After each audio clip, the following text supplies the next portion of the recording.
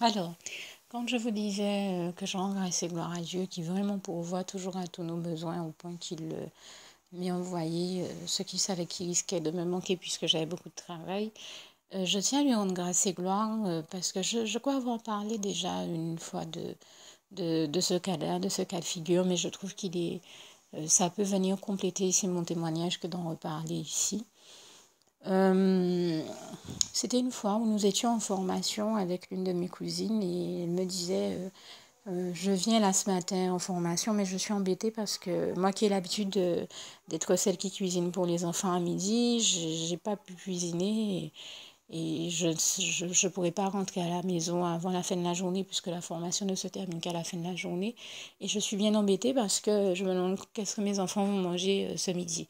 Je lui ai répondu, Dieu m'a mis à cœur de lui répondre, ne t'inquiète pas, Dieu veille et Dieu pourvoit. Dieu veille toujours sur nous, il pourvoit toujours à nos besoins. Et tes enfants sont avant tout les enfants du Seigneur et le Seigneur s'occupe de pourvoir à leurs besoins et je lui rends grâce et gloire. Il ne faut vraiment pas oublier ce passage notamment du psaume 37, verset 25, qui dit « J'ai été jeune, j'ai vieilli, je n'ai point vu le juste abandonné, ni sa postérité mendiant son pain. » Et donc Philippiens 4, verset 19 aussi, que j'aime beaucoup à citer. « Et mon Dieu pourvoira à tous vos besoins selon ses richesses et avec gloire en Jésus-Christ. » Et donc je rends vraiment grâce et gloire à Dieu qui a pourvu à tous leurs besoins, puisque à midi, comme tous ceux qui étaient en formation se retrouvent à déjeuner ensemble, elle me dit, ah, je suis super contente parce que le Seigneur a permis que mon mari m'appelle et qu'il me dise qu'en fait, Dieu a déjà pourvu à leurs besoins puisque le Seigneur a fait en sorte qu'on les invite à l'église à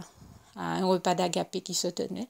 Donc, elle m'a dit, mais je suis tranquille maintenant. Comme tu m'avais dit, voilà, le Seigneur a pourvu aux besoins de mes enfants et de mon mari. Il a fait en sorte qu'on les invite à un agapé. Donc, ils vont pouvoir manger pendant que nous, on mange tranquillement ici. Et je lui ai dit, tu vois, le Seigneur s'occupe vraiment de tout. Comme me dit l'un de mes fils spirituels très souvent, il suffit qu'on demande à Dieu qu'on remette toutes nos préoccupations, doléances et autres entre les mains du Seigneur.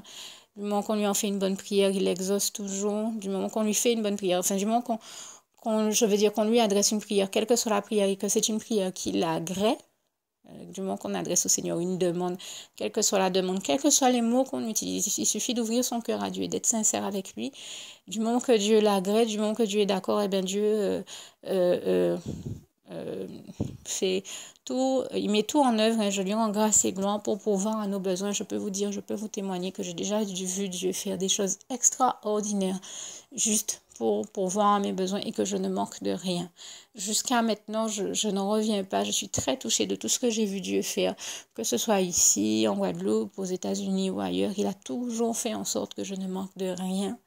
Et je tenais vraiment à lui rendre grâce et gloire. Et je viens de vous donner l'exemple de ma cousine qui me disait et qui reconnaissait volontiers, elle aussi, avoir toujours été bénie par le Seigneur, qui pourvoit vraiment à ses besoins, ceux de ses enfants, de son mari. Et c'est ce qu'on a toujours vu Dieu faire et dans nos vies et dans les vies autour de nous. Et je tiens vraiment à rendre grâce et gloire à Dieu pour ça, parce que Dieu est merveilleux et vraiment, il s'occupe toujours de nous, mais de manière... Il fait des choses extraordinaires pour bénir ses enfants, je peux vous l'assurer. C'est notre tendre Père Céleste, il est vraiment merveilleux. Il prend tendrement soin de nous et je lui rends grâce et gloire. Au point que hier, quand j'ai vu ces crêpes et ces Cristofino grattés arriver, je me suis dit ça. Le Seigneur, il savait tellement bien que j'aurais pas pu finir de cuisiner, qu'il m'a déjà envoyé ce qu'il faut. Et je peux vous dire, hein, j'ai eu beau essayer de faire autrement. Il n'y a rien eu à faire. Je savais que je me suis rendu compte que je n'aurais jamais pu cuisiner ce que j'avais déjà, le travail que j'avais déjà engagé en cuisine. Et c'est rare, c'est pas le genre de choses que je fais. Quand je commence une recette, je la termine.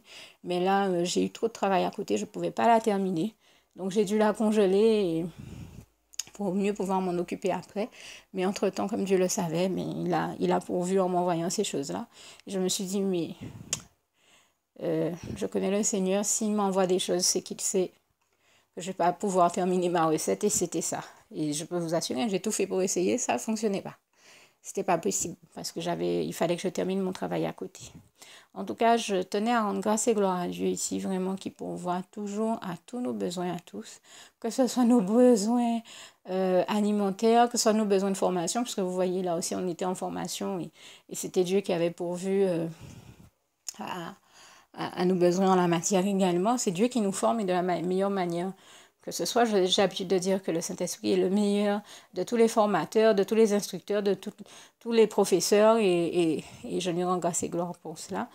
Et je tenais vraiment à rendre grâce et gloire à Dieu qui, encore une fois, comme je le dis, ne nous abandonne jamais, ne nous laisse jamais manquer de quoi que ce soit. Donc faites-lui totalement confiance. Tout simplement, adressez-lui toutes les demandes que vous ressentez, le besoin de lui faire. Faites-lui part de toutes vos doléances. Et vous verrez toujours Dieu agir. Et je lui rends grâce et gloire parce que nous l'avons toujours vu agir et prendre toutes les bonnes mesures en notre faveur, comme il est écrit dans le psaume 40, versets 5 à 6. Et nous bénir chaque fois que c'était nécessaire. Et l'Éternel, notre merveilleux Dieu d'amour, est vraiment extraordinaire et fait des choses extraordinaires pour nous bénir. Il continue à faire aujourd'hui encore en 2015 des miracles, des merveilles et des prodiges. Comme ce passage de Job 5, versets 8 à 9 nous évoque bien cette réalité-là et je tenais à rendre grâce et gloire à Dieu pour ça, pour tout cela. Merci Seigneur, je t'aime et nous t'aimons, nous tous tes enfants. Juste une petite précision pour tous ceux qui ne sont pas encore, qui n'ont pas encore choisi la meilleure des options qui soit, qui est celle d'aller se placer, de faire le choix à soi-même, d'aller se placer dans les bras d'amour de Jésus-Christ. Pour se mettre à l'abri de ce monde cruel, eh bien, je partage avec vous la prière par le biais de laquelle on y accède. Et commence par vous rappeler également ce passage de Jean 14, verset 6, où il est écrit que Jésus-Christ est le chemin, la vérité et la vie. Nul ne vient au Père, Dieu, sans passer par le Fils Jésus-Christ, bien sûr. Je le dis à ma manière, vous regarderez comme il est actuellement écrit dans vos Bibles là encore. Et donc, n'hésitez pas à ouvrir vos cœurs à Dieu, à Jésus, à son Saint-Esprit, à être sincère avec lui et à lui adresser la prière qui suit, à lui dire tout simplement, Éternel mon Dieu, Seigneur Jésus-Christ, moi, un tel, vous dites votre nom et votre prénom, je t'accepte aujourd'hui comme mon sauveur personnel, le seul maître et roi de ma vie. Je remets toute ma vie entre tes mains puisqu'elle t'appartient, Éternel mon Dieu, puisque tu l'as créée, cette vie. Donc tu en es donc le seul maître et propriétaire comme de tout ce qui existe dans tout l'univers. Je remets donc toute ma vie entre tes mains, je te la donne. Merci, Éternel mon Dieu, aussi de permettre que cette vie que tu m'as donnée continue à être à ta gloire et que je continue à te servir, à t'appartenir pour l'éternité, d'éternité en éternité. Merci aussi, Seigneur, de faire que je continue donc à te servir et à t'appartenir pour l'éternité, d'éternité en éternité. Et aussi, Seigneur, de m'accorder la grâce de ton pardon et de ta miséricorde pour tous les péchés que j'ai commis tout au long de ma vie, jusqu'à la date d'aujourd'hui incluse. Et c'est au nom puissant du Seigneur Jésus-Christ que j'ai fait cette prière.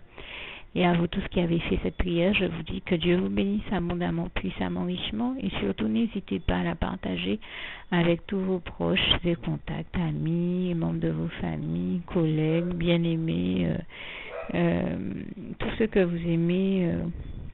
Et surtout tous ceux à qui Dieu vous mettra à cœur, avec qui Dieu vous mettra à cœur de la partager. Et comme j'aime à le dire, si vous n'avez pas encore pris le temps de faire cette prière, comprenez bien que voilà, ça ne vous coûte rien de la faire, c'est gratuit, c'est indolore, et que voilà, vous n'êtes pas obligé de me croire, mais moi il m'est arrivé tout comme vous de devoir faire cette prière un jour dans ma vie et quand on m'a proposé de la faire, je me suis dit, et si c'était vrai, et si c'était vraiment Dieu qui, par ce biais-là, m'appelait à lui et me demandait de lui donner ma vie, de l'accepter, c'était Jésus qui était en train de vraiment me tendre la main et qui était en train de me demander de l'accepter comme mon sauveur personnel, je ne pourrais pas passer à côté de l'occasion de lui dire oui, parce qu'il faut aussi que je reste ouvert ou ouverte à ce que Dieu peut avoir à me dire. Il faut que je garde mon cœur et mon intellect ouverts à ce que Dieu peut avoir à me dire. Donc je me suis dit, je ne peux pas courir le risque de passer à côté de mon éternité, de passer à côté des meilleures choses de la vie, surtout si le maître et créateur de la vie m'appelle et cherche à me sauver. pour être sauvé, il faut bien que je lui dise oui, que je souhaite qu'il me sauve. Oui, Seigneur Jésus-Christ, je t'accepte comme mon sauveur personnel. Et c'est le sens de cette prière. Et comme je dis, elle ne nous coûte rien à faire. Et puis surtout, moi je vous dis, du jour où je l'ai faite, j'ai vu Jésus changer ma vie en mieux sur tous les plans. Et donc je crois que ça ne vous coûtera rien, ça ne vous coûte rien vous non plus de la faire et puis d'expérimenter, de regarder comment les choses vont se dérouler dans votre vie, de regarder Jésus changer votre vie en mieux, à vous aussi. Et d'en faire l'expérience. Et pour en faire l'expérience, il faut commencer par faire cette prière. Donc, si vous ne l'avez pas encore dite, réembobinez tout simplement cette vidéo ou ce document si vous préférez. Réécoutez-le et dites avec moi la prière que vous m'avez entendu mentionner. Et n'oubliez surtout jamais que tout est possible à celui qui croit en Dieu, en Jésus-Christ et en son Saint-Esprit, comme il est écrit en Marc 9, verset 23, et que tout est possible à Dieu, comme il est écrit en Marc 10, verset 27. Que Dieu vous bénisse donc et à bientôt.